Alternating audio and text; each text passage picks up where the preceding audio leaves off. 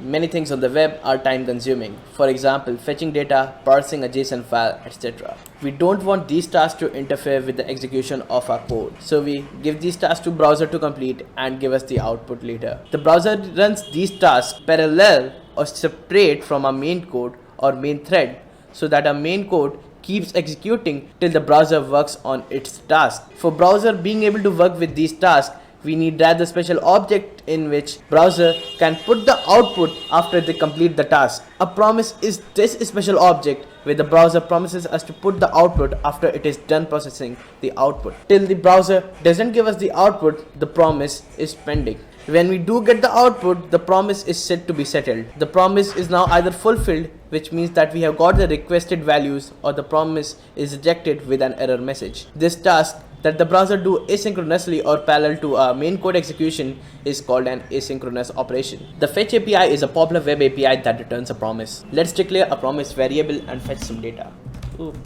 Promise, and let's add fetch, and I will add a URL. Now this URL right here is called an endpoint, and this is a JSON file which returns us some data. Now JSON placeholder is a popular website to get these URLs, so you should definitely check it out. Let's log this variable out. Console.log promise. What we get is a promise is in a state of pending. So the promise has a prototype method called then, and this method basically goes like, when I get the response, then what to do. So specify what takes place after getting the response. So let's do it. Promise.then, and then this is short form of response, and we will just console.log response. Let me show you what this response object looks like. As you can see, you cannot use this response method directly to print out some to-do list. So we will have to convert it into a JavaScript object that we can use on our website. For that, we have another method called JSON. Now this JSON method is a web API, and this web API returns another promise. So to utilize it, I will store all this in a variable called response. So let's go right here and const to response equal to this promise. And at last we will go and add response.then like so, and I will get the data. Let's call this thing data, and let me show you what does this data looks like now. So you can see we now get this JavaScript object which returns the exact data that we are looking for. Let's display the title on our web page. So I will add this output right here, and rather than console.logging the data, I will be like output.inner HTML equals to data.title. So as you can see, now we are having our data.title on our web page. Let's refactor this code a little bit. Instead of using variables, I will just stack up .then like this, and maybe remove this semicolon so that we don't get that error. And I will do the same with this thing, and let's hit Ctrl+S to hit this thing, save, and let's refresh it, and you can see everything is working fine and it is way much cleaner. And this is the format that you will see everywhere. Now this is structure formed by linking two promises by .then, the first one written by the fetch API and the second one written by the JSON API is called a promise chain, where we are linking two promises together. So now you have a promise chain, but what happens if an error occurs and we are not able to show the desired result on screen? Let's simulate an error by throwing an extra dash right here. Let's do this. So let's see, there's some error in the console like so, and to show that some error occurred, we'll add a .cache thing right here, and then we will go like error, and we have to console.log that error, and we will also display the error on the screen. So I will do output.inner HTML equal to something went wrong. And as you can see, things are working very fine. We can get the error in the console as well on the screen for better user experience as well as a better developer experience. You can also pass a second argument to the .then method to catch errors. Let's remove this .catch thing, and here we select it all, we remove it, And let's pass a second argument to these methods. Error console.log error, and let's use backtick error from 1, and let's have it $error like so.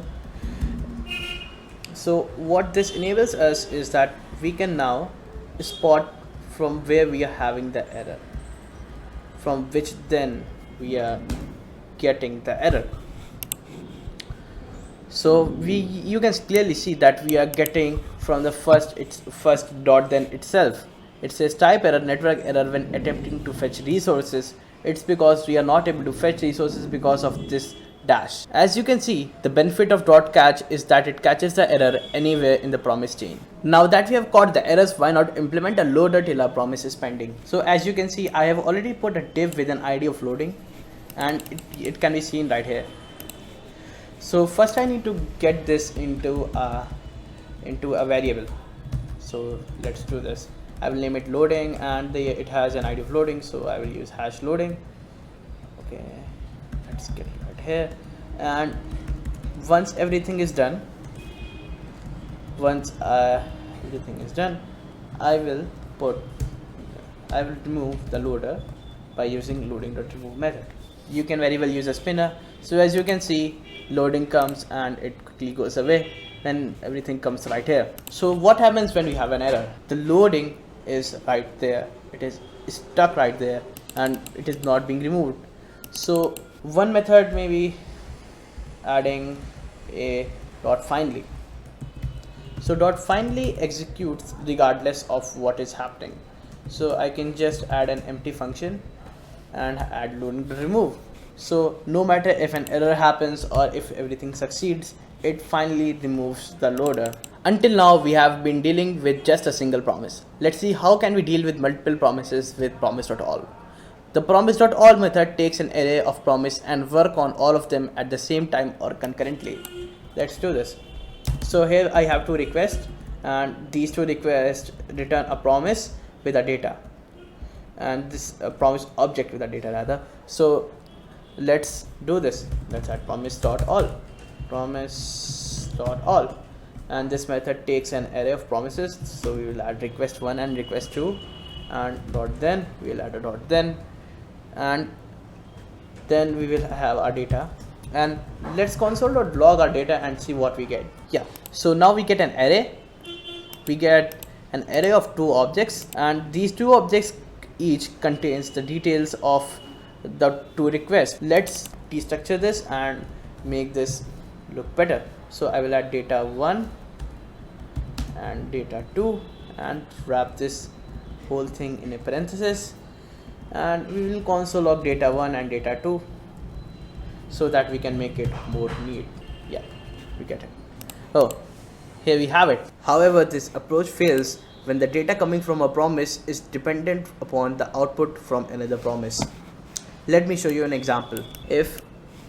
Let's replace this and let's make it a good example. Okay, so we are getting this data 1 from the first promise, and inside it let's initiate another promise.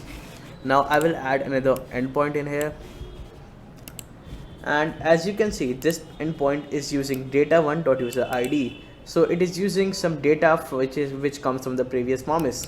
Let's add a dot then and other things. So I will quickly do this. Okay, so as you can see, without getting the data 1 first, we cannot begin to process our request 2. Promise.all starts both the request at the same time, and that is why promise.all fails in this situation. So let's see the result, and here we have it. So that's it with the video. Please like this video if you learned something new, and share this video with your junior developers and others so that they don't block the main thread.